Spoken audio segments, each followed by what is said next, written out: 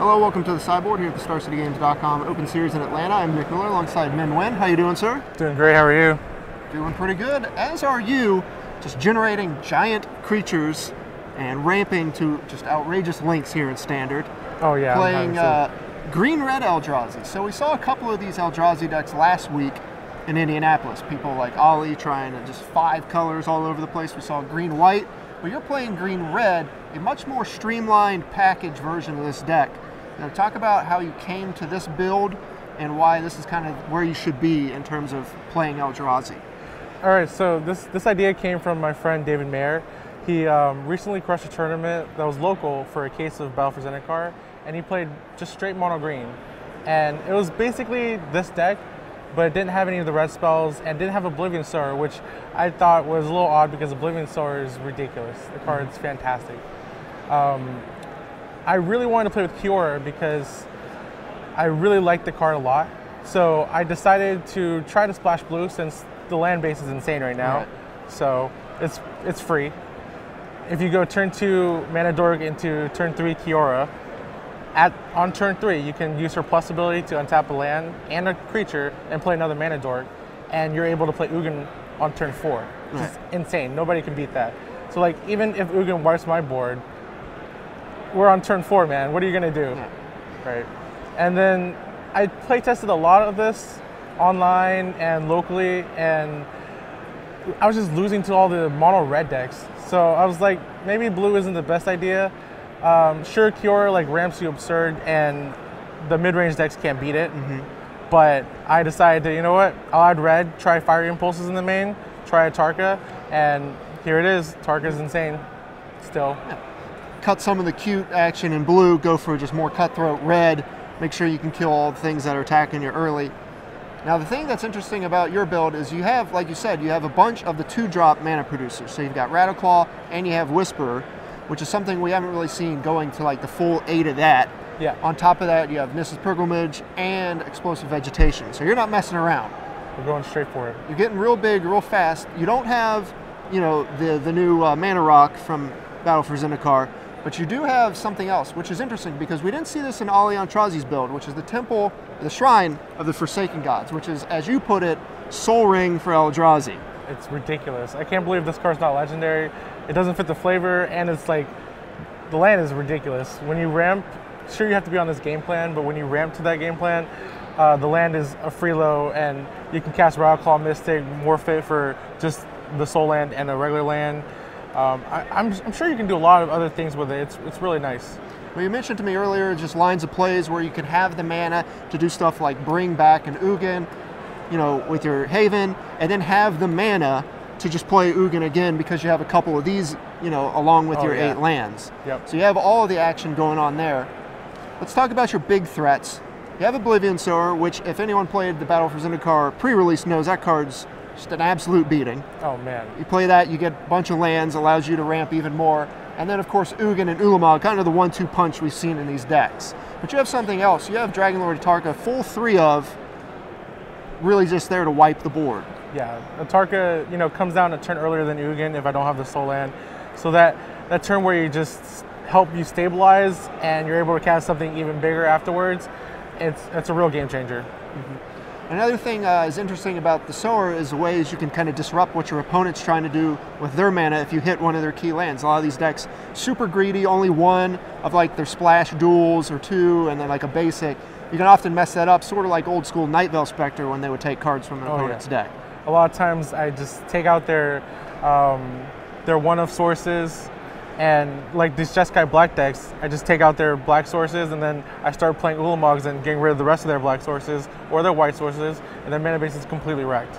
So you'd be getting rid of a little more than just their mana base when you have Ulamog, right? Oh yeah. Kind of just. Ulamog is so sweet. He hits for so much and he instantly mills them 20, and I just can't say enough about how good this card is. The fact that it's on cast is what makes the card so great. I played against a Jeskai deck earlier today, and I knew he had Disdainful Stroke in his hand. So like, he has like 2 Mantis Riders, and I have Dragonlord Atarka, and I kind of just want to play Tarka, you know, be able to block like any more haste creatures. But I decided, you know what, Ulamog, get rid of your Mantis Riders, and even if he counters it, it's fine. Sure, wasted a counter spell, keeping a giant creature off the board, but you still get the value of killing the 2 Mantis Riders. You also have Nissa in here, another way to kind of ramp, just give you a little bit more late game action, I assume? Oh, sure.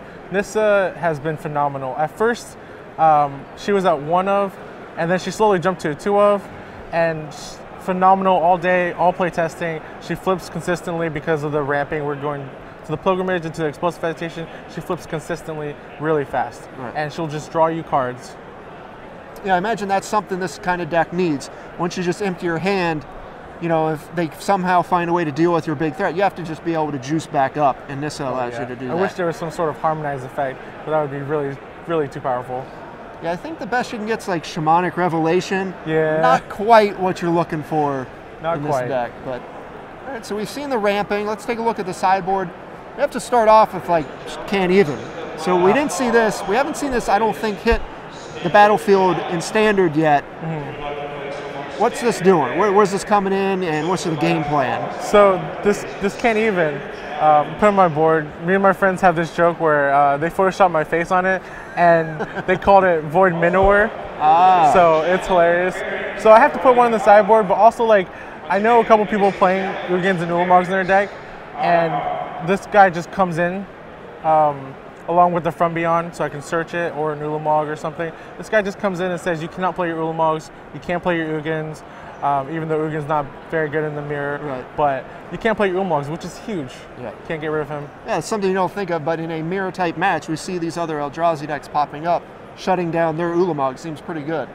That's an interesting thing too. With the From Beyond, you get to tutor up the Eldrazi you want. You only have 1 copy though. How good has that card been? And you know, is it only like super niche? All right, so the mono green version my friend David was playing, he played 4 of them in his deck, and I think that's where that belongs. I feel like it dilutes the deck too much when I'm added the red splash and From Beyond.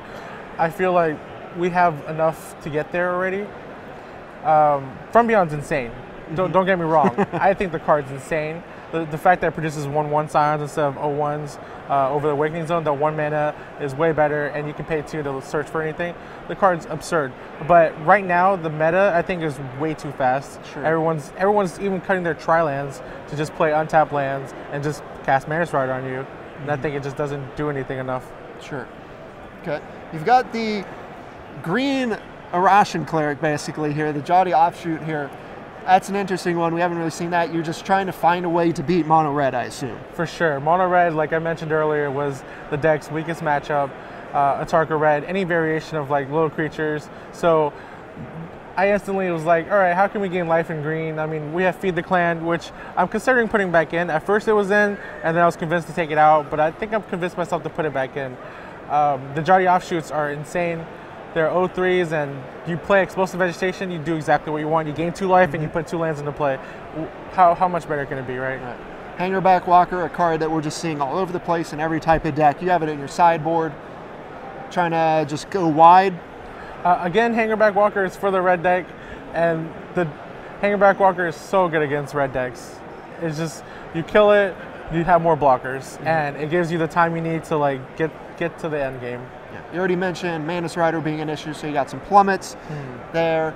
And, you know, also can't forget Gaia's Revenge for when you just really got to get the control deck dead. Oh, for sure. I think the control matchup is already good, but if they counter your Ugin and you don't draw your Ulamogs, like the control deck's matchup is fine because you just ramp into your Ulamogs and you just start exiling their lands and they can't really do anything.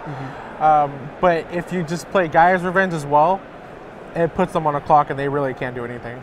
Okay.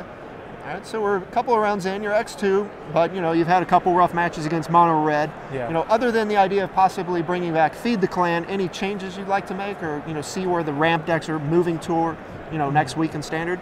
So one thing I mentioned with you earlier is the Whisper of the Wilds. I kind of want to make that into Leaf Glider. Leaf Gilder, Leaf Glider, one of those two. Sure. It's the 2/1 producing the mana. Yep. And the reasoning is because, like, sure, this guy has Ferocious and he'll tap for 2, but there's a lot of times where I just want to attack a Jace or something, and I have the extra mana. So it came up like a few times, not just once or twice, like 3 or 4 times. So I'm definitely going to make that change going into the future. and Nissa's been insane, so I think she's going to go to a 3 of. And the biggest change I think is would be those two and Haven. Haven I have as 2 of at the moment, and I'm going to definitely play 3. Haven's been insane. There was an instance, as you mentioned earlier, I could do some crazy things with the Soul Land and Haven. I had an Ugin hit the board and have to -5 to clear Wingmate Rock and Friends, and my opponent casts another Wingmate Rock, so all I can do is +2 Ugin, deal 3 to them, and ship it right back to them. Since it's at 4, he doesn't really need to attack the Ugin, so he attacks me in the face instead. And then plays another Wingmate Rock. So I go, this is a little interesting because I'm at 9 life and I don't know how I'm going to deal with all these Wingmate Rock tokens and Wingmate Rock.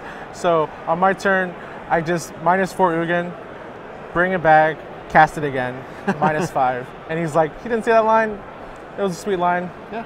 With the surplus of mana your deck can make, you get to do that kind of thing. People, people don't see that. Catch them when they're not ready. So, all right, man. Well, the deck looks great. For those of you looking to try to cast some Ulamogs and Ugins, I recommend starting here. Thanks for joining me here in the sideboard. Thank you so much. Stay tuned to StarCityGames.com all weekend long for the action here in Atlanta.